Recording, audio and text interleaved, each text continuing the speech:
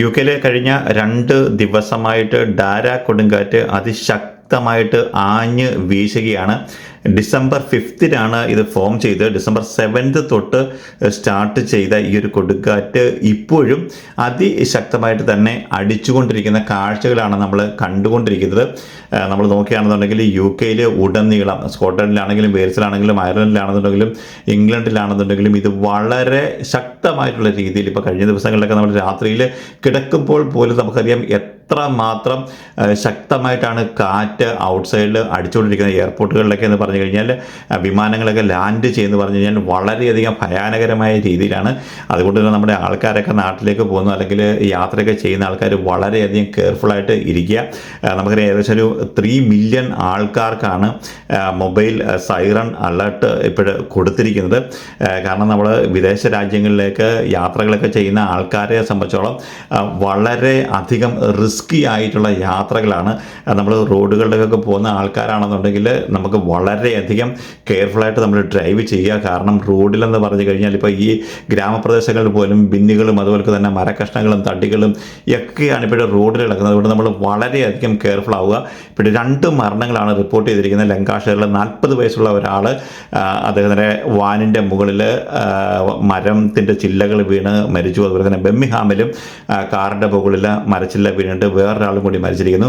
അതിശക്തമായിട്ടുള്ള തണുപ്പാണ് കഴിഞ്ഞ 2 ദിവസങ്ങളിലായിട്ട് ഇവിടെ യുകെയിലുള്ളത്. മഴയുമുണ്ട്, തണുപ്പുമുണ്ട്. അതുകൊണ്ട് തന്നെ സ്കൂള് 2 ദിവസമായിട്ട് അവധിയായിരുന്നു. എമർജൻസി വാർണിംഗ് എല്ലാവർക്കും തന്നെ കൊടുത്തിട്ടുണ്ട്. നാളെ ഇപ്പോഴേ സ്കൂള് തുറക്കാനായിട്ട് പോകുന്നു. അതുകൊണ്ട് നമ്മൾ സ്കൂളിലൊക്കെ നമ്മുടെ കുട്ടികളെ വിടുന്നതും വളരെയധികം സൂക്ഷിച്ച് കൈകാര്യം ചെയ്യുക. എയർപോർട്ടുകളിലൊക്കെ വിമാനങ്ങളിൽ ലാൻഡ് ചെയ്യുന്നത് കണ്ടു കഴിഞ്ഞാൽ ഈ ഒരു ശക്തമായിട്ടുള്ള കൊടുങ്കാറ്റിൽ ആടി ഉലഞ്ഞുകൊണ്ടാണ് വളരെ റിസ്കി ലാൻഡിങ് ആണ് ഇപ്പോൾ ഹീത്രോയിലാണെന്നുണ്ടെങ്കിലും മാഞ്ചസ്റ്ററിലാണെന്നുണ്ടെങ്കിലും ബെമ്മിഹാമിലാണെങ്കിലും ഒക്കെ അവർ നടത്തുന്നത്. ഇത് വരെ എന്തായാലും ഒരു അപകടങ്ങളോ അല്ലെങ്കിൽ അത്യാഹിതങ്ങളോ സംഭവിച്ചിട്ടില്ല എന്നുള്ളത് നമ്മൾ എടുത്തു പറയേണ്ടുന്ന കാര്യമാണ്. കാരണം കഴിവുറ്റ പൈലറ്റുമാരാണ് മിക്കവാറുമുള്ള ഈ വിമാനങ്ങൾ എല്ലാം തന്നെ പറത്തുന്നത്. അതുകൊണ്ട് തന്നെ ഇതുവരെ ഇതുപോലുള്ള യാതൊരു അത്യാഹിതങ്ങളും ഉണ്ടായില്ല. പക്ഷെങ്കിൽ നമ്മളെ സംബന്ധിച്ചിടത്തോളം കഴിഞ്ഞ ഒരു 2-3 കൊടുങ്കാറ്റുകളെ വളരെയധികം നമ്മൾ അതിജീവിച്ച ആൾക്കാരാണ്. പക്ഷെങ്കിൽ ഈ ഒരു കൊടുങ്കാറ്റെന്ന് പറഞ്ഞു കഴിഞ്ഞാൽ കഴിഞ്ഞ 2 കൊടുങ്കാറ്റിൽ നിന്നും വ്യത്യസ്തമായിട്ട് അതിശക്തമായിട്ടുള്ള കൊടുങ്കാറ്റ് തന്നെയാണ്.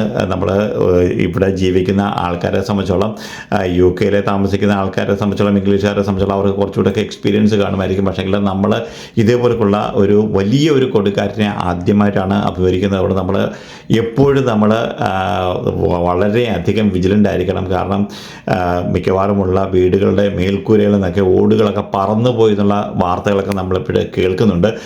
കാരണം മിക്കവാറുമുള്ള എല്ലാവരുടെയും ഫെൻസൊക്കെ അടർന്ന് പോയിട്ടുണ്ട്. വിമാനങ്ങളിൽ ലാൻഡ് ചെയ്യുന്നത് വളരെയധികം ദുരിതകരമായ ഒരു സാഹചര്യമാണ്. എന്തായാലും വിൻ്റർ വന്നതോടുകൂടി യുകെയിലെ കാലാവസ്ഥ വളരെയധികം മോശമായിരിക്കുന്ന കാഴ്ചയാണ് ഇപ്പോൾ കാണുന്നത്.